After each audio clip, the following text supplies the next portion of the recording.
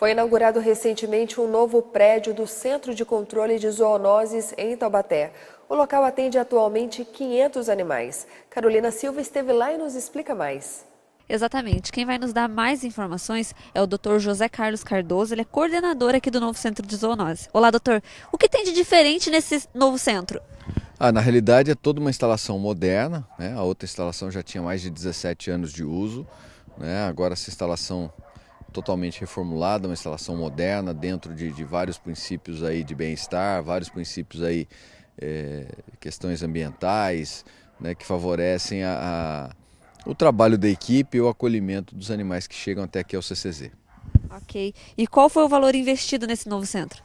Na realidade a prefeitura, ela não saíram dos cofres públicos nem um real. Na realidade foi feita uma permuta com a área do antigo CCZ, com essa nova área, e a empresa responsável por essa área, que acabou fazendo essa permuta, investiu cerca de R$2 milhões na construção e no equipamento desse novo centro de zoonose. Então, em termos de gasto por prefeitura, nós não tivemos gasto nenhum, foi tudo por conta dessa permuta aí.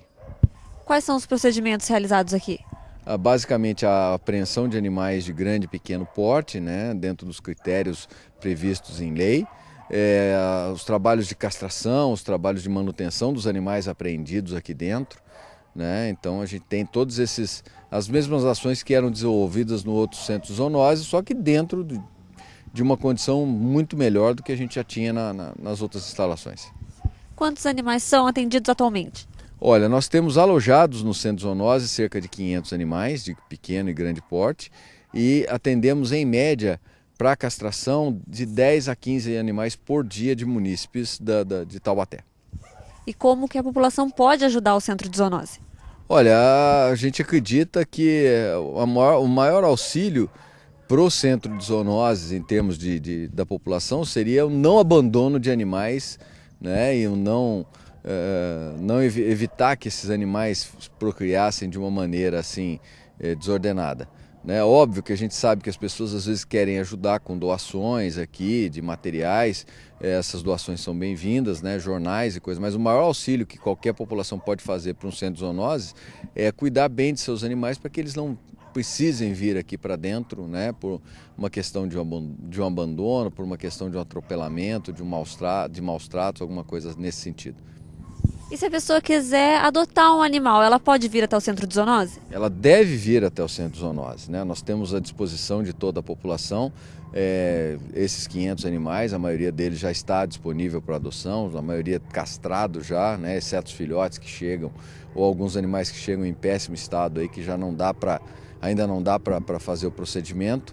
E nós atendemos para adoção durante todo o período da tarde, da 1 às 16 horas, 16h30. É necessário vir, se for uma pessoa maior de idade, né, trazer um documento, um CPF, RG, preencher uma ficha, escolher o animal, é passado por uma avaliação veterinária e já sai daqui com o animal sem pagar nenhum tipo de taxa, nenhum tipo de despesa. Muito obrigada, doutor. Então, quem tiver o desejo de adotar um animalzinho ao invés de comprar, pode vir até o Centro de Zoonose. Segue o repórter setorial. O Instituto Brasileiro de Defesa do Consumidor afirma que a suspensão da emissão de passaportes é ilegal. Depois de a Polícia Federal ter suspendido a emissão de novos passaportes por tempo indeterminado, o Instituto Brasileiro de Defesa do Consumidor se pronunciou avaliando a medida como ilegal, já que a emissão de documentos é um serviço de necessidade pública assegurada pela Constituição Federal e pelo Código de Defesa do Consumidor. Neste caso, qualquer dano causado pela medida deve ser indenizado pela União, uma vez que a emissão do passaporte só é possível depois do pagamento antecipado de uma taxa. Para reverter a decisão da Polícia Federal, o IDEC encaminhou uma carta pedindo que o serviço não seja suspenso. Além disso, o Instituto quer uma investigação por parte do Ministério Público Federal. Segundo orientações do site do IDEC, os consumidores devem exigir que os documentos sejam emitidos a tempo de viajar. Caso contrário, é preciso entrar em contato com a empresa aérea para solicitar a alteração do voo ou o cancelamento da passagem, sem qualquer custo adicional. A Polícia Federal alegou que a suspensão foi necessária devido à insuficiência de orçamento destinado às atividades de controle migratório e emissão de documentos de viagem. O governo federal enviou ao Congresso um projeto de lei propondo a abertura de crédito suplementar no valor de 102 milhões para que o Ministério da Justiça regularize a emissão dos passaportes. Fique agora com a entrevista especial de hoje.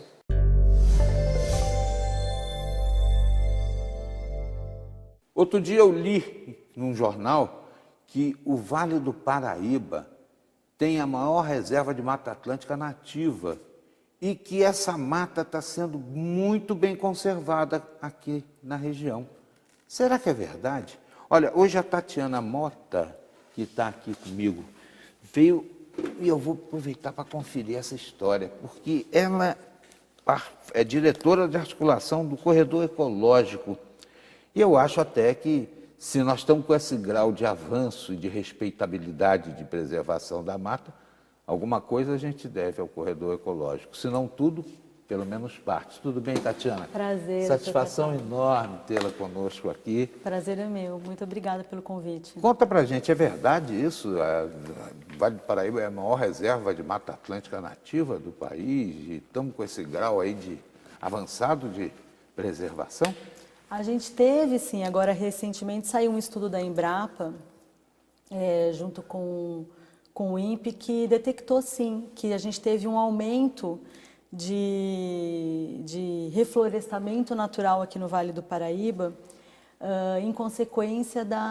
por consequência do abandono das pastagens, na verdade, né? Porque a gente vem de um histórico de café, depois de agricultura de café, depois de pastagem, e por conta arroz, e por conta das crises econômicas, enfim, toda a crise no agro, teve bastante abandono da terra e, naturalmente, então, essa paisagem se regenerou. Entretanto, a gente ainda tem muito o que fazer. Apesar de, por esse estudo, mais de 400 mil hectares foram restaurados, naturalmente, mas a gente ainda tem muito o que fazer, porque as nossas APPs, né, as nossas áreas de nascentes, beiras de rio, ainda estão muito degradadas. E a gente tem um rio importantíssimo federal que passa aqui na nossa região, que abastece o Vale do Paraíba, a região do Rio de Janeiro e parte de Minas, que é o nosso Rio Paraíba do Sul. E a gente ainda precisa restaurar, principalmente as margens e as nascentes de águas que abastecem o nosso rio, para a gente continuar tendo essa segurança hídrica que a gente precisa ter. Você sabe que os cariocas, eu sou carioca, os cariocas não têm noção da importância do Rio Paraíba do Sul. Eles acham que é o Guandu que resolve o problema deles. Quando, na realidade, é porque o Paraíba deságua em Campos, em Goitacazes, né? Isso. Mas ele tem um recalque importantíssimo em Barra do Piraí, que faz com que o rio Piraí tenha inversão do curso e essa água gere energia elétrica em Lajes e desça no Ribeirão, né, e caia na calha do Guandu, que na realidade é um filete d'água. Ele vira Rio Guandu quando recebe a água do Paraíba, Exatamente. que abastece a represa do Guandu e depois deságua em Sepetiba, no sudoeste do estado, quando deveria morrer no norte fluminense. Então, o pessoal não tem noção, né, da importância do Paraíba do Sul. E os paulistas aqui também andam cedendo à especulação imobiliária, fecham fonte, faz shopping em cima das fontes. Exatamente. Isso vai matando o rio, né? Vai matando. E tem uma preocupação muito grande agora, né, nos próximos anos, porque tem a questão da transposição também, que parte, né, dessas águas vai ocorrer a transposição para a região metropolitana de São Paulo, né, o Jaguari, lá para Cantareira, que assim, se a gente conseguir trabalhar a infraestrutura cinza, né, as obras da transposição, paralelo com a restauração florestal nessas cabeceiras aonde abastecem essa represa, seguramente a gente vai ter uma condição hídrica para abastecer todas essas regiões. Se a gente não fizer isso, daí a gente pode enfrentar de novo uma crise hídrica como a última que nós enfrentamos em 2012.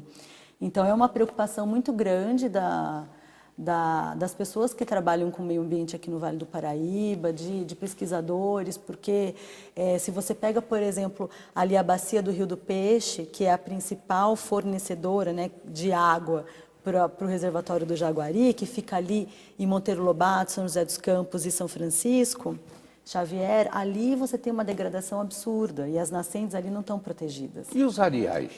Nossa, o que o pessoal recalca e puxa, isso vai assoreando também o rio, vai degradando. Assoreando. Sim, sim. Tem as ações de compensação ambiental, mas agora recentemente saiu uma resolução da Secretaria do Meio Ambiente que está direcionando as compensações para as áreas onde ocorre a degradação, onde ocorre o impacto ambiental. Porque antes você podia, por exemplo, fazer uma obra aqui em Pinda e compensar lá em Piracicaba, por exemplo. E daí você não está compensando, né? Na verdade, você está trazendo um verde para uma área que com certeza precisa, mas você não está compensando aquela área que foi aquele impacto ambiental. Então, agora está tendo um pouco dessa visão de convergência dessas ações, estão sendo muito importantes, mas ainda tem muito o que fazer. Embora a gente tenha essa regeneração natural aí acontecendo, pelo abandono, e também porque tem muita gente que eles estão chamando de novos rurais, que estão vindo das grandes cidades de São Paulo, já aposentados, ou em... Sete comigo. E que estão preferindo ir para as áreas rurais e transformar aquelas paisagens onde eles adquirem em reservas, né? As RPPN estão crescendo, então assim, tem esse movimento, mas ainda Tatiana, tem muito o que fazer. Quando estourou mesmo a crise hídrica, o governador é daqui de Pinda, né? Sim, geral. sim.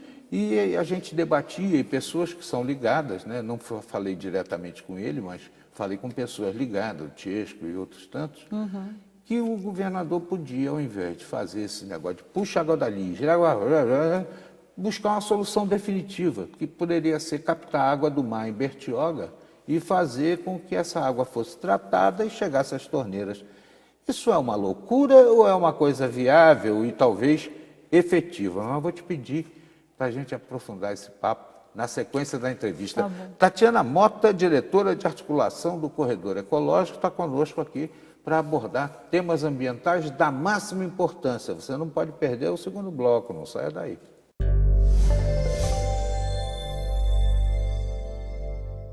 O governo regulamenta o Cartão Reforma, um recurso extra para a melhoria das casas de famílias de baixa renda.